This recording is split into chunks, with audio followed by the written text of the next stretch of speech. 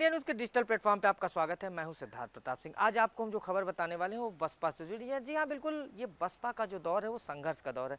लेकिन तब भी बसपा चुनावी तैयारियों में जुट गई है। आपको बता दें, पंचायत चुनाव को लेकर 2027 के विधानसभा चुनाव की तैयारियों में अब बहुजन समाज पार्टी जुट गई है। आने वाली 7 सितंबर को बहुजन समाज पार्टी एक बैठक करने वाली है। उस बैठक में जिला अध्यक्ष, कोऑर्डिनेटर्स और वॉलंटियर सबको बुलाया गया है।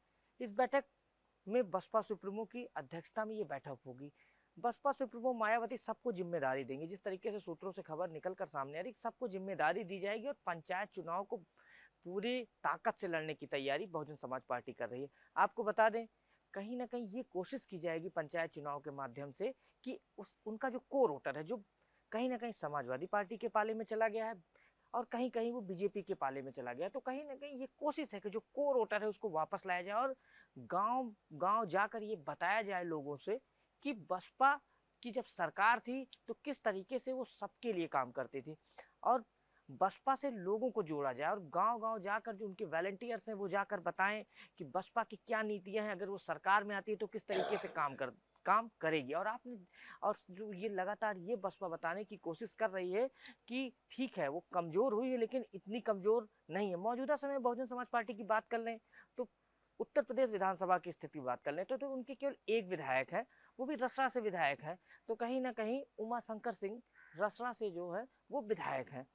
तो एक विधायक, राज्यसभा में केवल एक सांसद राम लाल जी गौतम, वो मौजूदा समय में सांसद हैं। तो बसपा की स्थिति कहीं ना कहीं कमजोर है। ये संघर्ष का समय है बसपा के लिए और बसपा ये कोशिश कर रही है कि पंचायत चुनाव के माध्यम से और 2000 पंचायत चुनाव के माध्यम से हम 2027 के चुनाव का आगाज करें। पंचायत चुनाव को सेमीफाइनल के रूप में ले रही है और ये कोशिश कर रही है कि अगर पंचायत चुनाव में उसका प्रदर्शन अच्छा रहता है तो 2027 का जो विधानसभा चुनाव उसमें भी प्रदर्शन वो अच्छा करेगी और उसकी जो जिला पंचायत की सीटें हैं उस पर कहीं ना कहीं वो कोशिश करेगी कि जिला पंचायत अध्यक्ष उसके जीत कराएं, जिससे वो मजबूत हो। उन्हीं लोगों में से जो लोग जीत कराएंगे, जो अच्छा प्रदर्शन करेंगे, उनको कहीं ना कहीं विधानसभा चुनाव के टिकट देने की तैयारी चल रही। अब हम बात करते हैं आकाश आनंद की। आकाश आनंद को राष्ट्रीय संयोजक बनाया गया और पूरे इस विधानसभा चुनाव की बात कर लें, पंचायत चुनाव की बात कर लें, बिहार चुनाव की बात करें, सबकी निगाहें अब आकाश आनंद पर टिकी।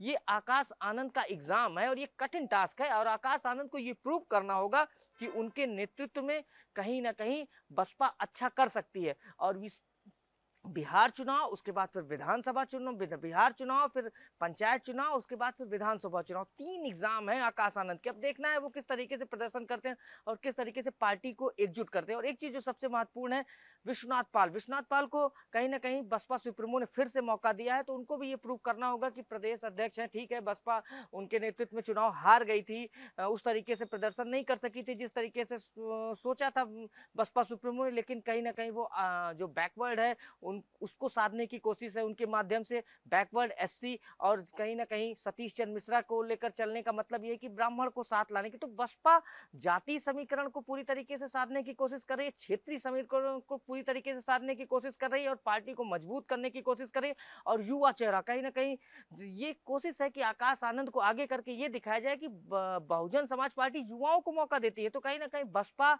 इस बार इस बैठक को लेकर काफी कुछ बड़ा करने वाली है आने वाले चुनाव में। और आपको बता दें जो सबसे महत्वपूर्ण है, अक्टूबर महीने में परिनिर्वाण दिवस मनाया जाएगा, जो पार्टी के संस्थापक हैं काशीराम। तो उसके पहले भी सूत्रों से खबर निकलकर सामने आ रही कि रैली की तैयारी कर रही है बहुजन समाज पार्टी। तो उसको भी सफल बनाने के लिए कहीं ना कहीं कोऑर्डिनेटर्स को, जिला अध्यक्षों को, सबको जिम्मेदारी दी जाएगी। अब देखना ये है कि पंचायत चुनाव में कैसा प्रदर्शन रहता है, बिहार चुनाव में कैसा प्रदर्शन, ये तो आने वाला वक्त बताएगा। लेकिन बहुजन समाज पार्टी का समय ये संघर्ष का समय है।